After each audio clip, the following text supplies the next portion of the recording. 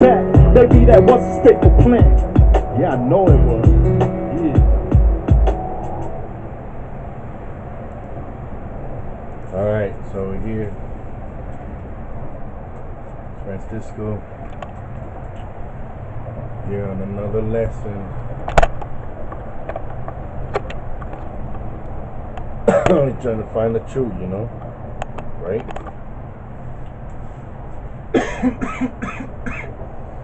Excuse me. Alright, so we're trying to find the truth. I gotta go. It's a busy day for me, but I want to get this out. Alright, so hopefully we can finish it up. I doubt it. So maybe this might be a 15-parter. Our health is key. What we need to grow is key. Truth is key. Alright, Francisco, educational purposes only. Let's do it.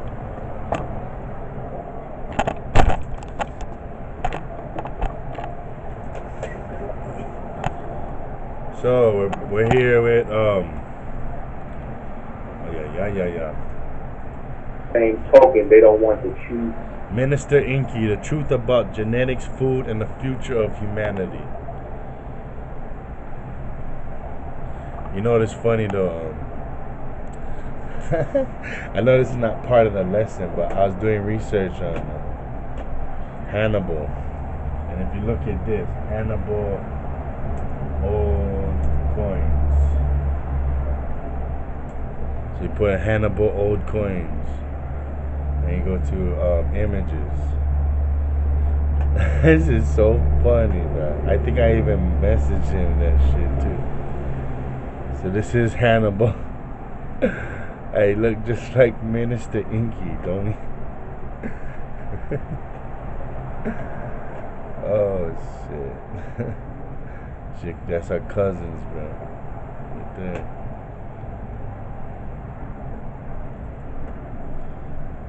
Gotta give love to Minister Inky. Trying to set us free on a health path. Let's get in it. The stick, so they put wood chips in food. Like there's a whole group of ingredients, fluffy, but on the same token, they don't want to choose the stick, so they put wood chips in food. Like there's a whole group of ingredients, wood chips in food, wood chips in the wood chips in the food. Like. Ooh. There's a whole group. You ain't even eating food. That's why I tell. This, that's why I tell my family, like, they love fucking. Sorry for the swearing. They love chips. They love chips, and I'm like, you know that ain't even chips, right? You eating wood. You eating cardboard. That's how they do it nowadays. You just fry some cardboard and season it. This pink batter. It's a pink batter that they make from the waste of rotten meat. When they in the meat facility, they mix it with bleach and they mix it with ammonia. They put it in a big ass blender. The outside of the meat that they can't sell. They gather all the meat up, put it in a blender with ammonia and bleach, and they make that into a pink batter. That pink batter they then put in all of the rest of the food as meat filler. So the same way they use the wood chips as cheese filler, they use this meat that they blend with ammonia and bleach as meat filler. They use phosphoric acid in all of the sodas. They use, I could go down a list of some of this crazy ingredients like bone char. Bone char, literally charred animal bones. They use that as a process to the part of them making sugar.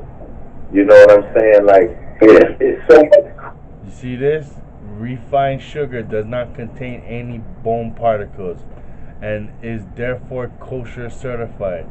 The bone char is simply removes impurities from the sugar, but does not become a part of the sugar. see the kind of shit they feed us, and we're like, this is the stuff we're reciting. Like, look, this article said it's vegetarian journal. I trust it. Crazy. They got this stuff called castoreum, which is an anal extract. An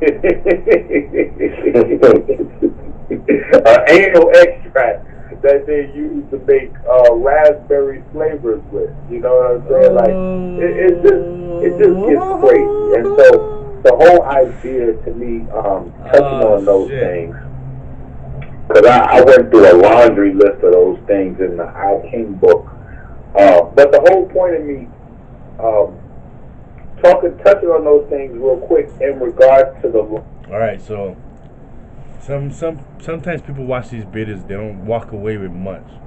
So you gotta see this. This is showing you that refined against vegan. You want vegan, not refined. Okay.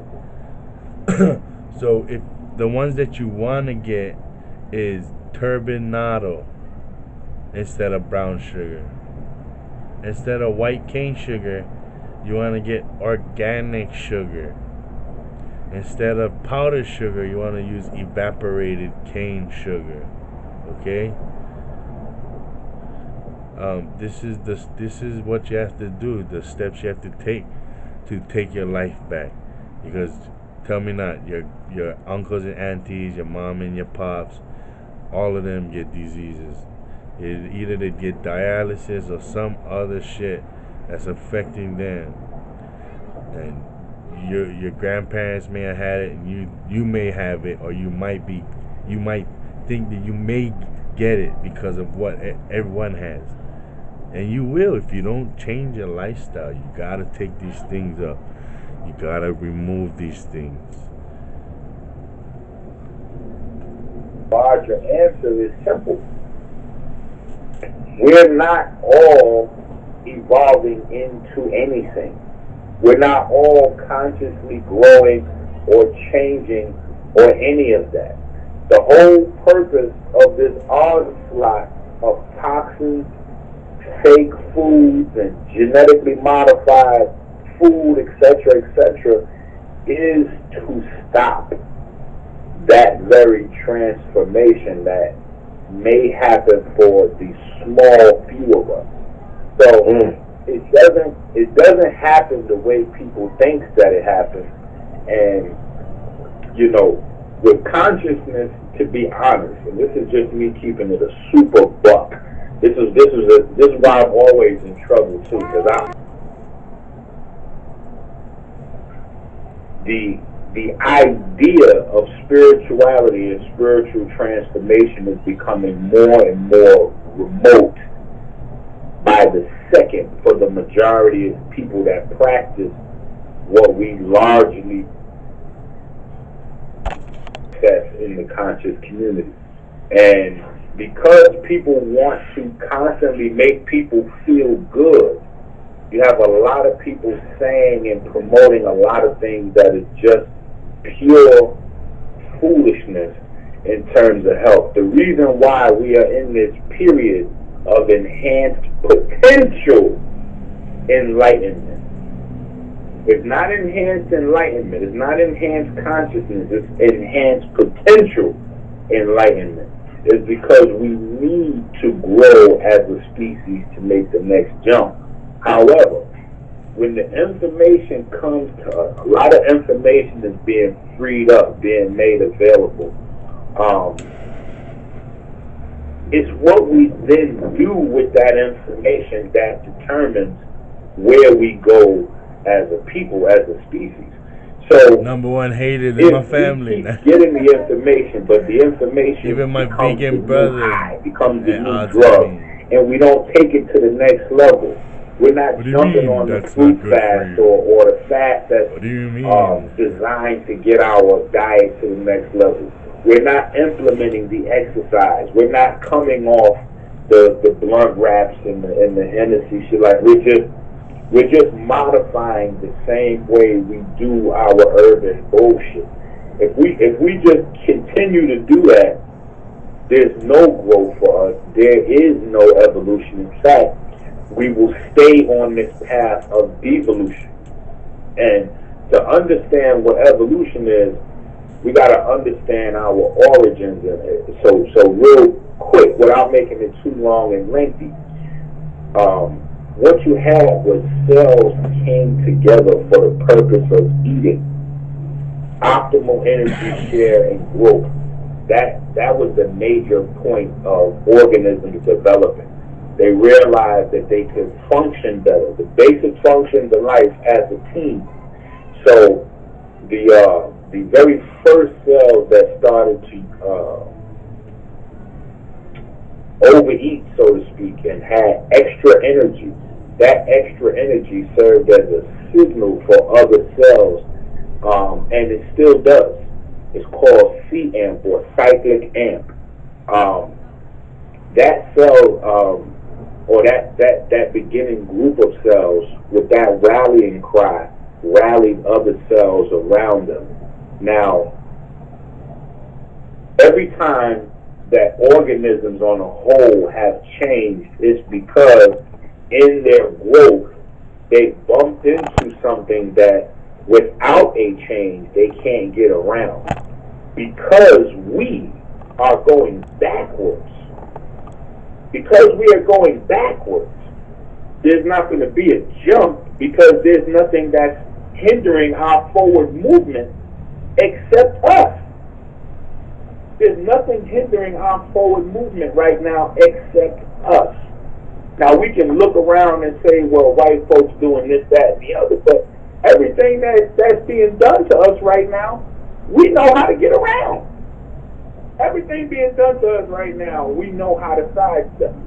So there is going to be no next stage of development for us because we can't get over the stage of internal fortitude, which is simple discipline. So to understand where we're going, we have to really understand where we are. And to do that, we have to understand our genetics. And the reason why I say that we have to understand our genetics, because we don't realize that, we spend a lot of time talking about economics. And the economic recession, depression, that the Western, the colonial powers goes through, that's one level. But then there's an economic recession / depression that we've been in since we can remember, the last 400, 500 years. But none of that compares to the biological depression that Europeans have went through since the time of their birth. And that is the biggest issue that we're dealing with globally right now, is the European run to improve their genetics. And in doing that, you have to pull on the only resource that you have, which is the highest and most developed form of genetics at your disposal, which is black folks. Now, in the situation we find ourselves in, it's very weird and unique, because at the same time as everything is being done to change and alter our genetics so that we don't fully maximize our potential, everything is being done on the other hand to steal our genes and freeze and save and store and chronic inventory and staticize and break down everything in our genome for future study, because that's the only way that the planet can go forward. So it's a weird situation where our genes are being held up in esteem on one hand and attacked on, voraciously on the other hand. But the situation only is so out of control because we are acting as if we don't know we're in the situation. So as food changes, the first thing we have to understand is, what is the purpose of genetically modified food? What is the purpose of genetically modified food? The purpose of genetically modified food is to genetically modify the people who consume that food. So who are the number one? The first thing we have to understand is, what is the purpose of genetically modified food? What is the purpose of genetically modified food? The purpose of genetically modified food is to genetically modify the people who consume that food. So who are the number one consumers of genetically modified food? People who are at the lower economic end of the spectrum. And not just the lower economic end of the spectrum, but the lower educational end of the spectrum. And I think that's the part that we have to begin to put more emphasis on. Now watch this, Brother Rich, because I know sometimes I can get to rambling on. How much money do you think America as a whole spends on educating our youth on what food they should eat? Probably not a lot at all. I don't know the exact amount, but I doubt a lot. Almost $3 billion. Almost $3 billion yearly is spent by American companies. Almost $3 billion is spent by American companies to tell the American children, your children and my children, that they need Frosty Flakes, they need Captain Crunch, they need Pepsi, they need fruit roll-ups, they need pastry pancakes. Like, I don't know what's the name of this. Every second, something new is coming out, hitting the market. And $3 billion a year is earmarked at teaching your children that all of these foods are good. Now, on the counterproduction, how much money do we spend? And when I say we, I don't mean the American people. I don't mean black folks as a whole. No. I want to be more specific, because in the conscious community, we do a lot of poking our chest up, like we feel like we better than everybody else because we know a little something. So I want to ask you, how much money do conscious parents spend on educating their children on nutrition yearly? That's a good question. Zero. Now, you got the one or two books on fruits or food that overall $0. So, what that equals is another group of adults that is going to be crippled by the food industry. Another generation. And I'm not just talking about the problem because I have the children's curriculum coming out. So people will be like, oh yeah, well, he want to talk about it because he wants people to buy, No. These are things that I noticed that we need by necessity. By necessity. I'm having a conversation with a sister, and it just happened to come up. When did you get nutrition in school? Well, when did you get nutrition in school? Oh shit! We've never got nutrition in school. Never.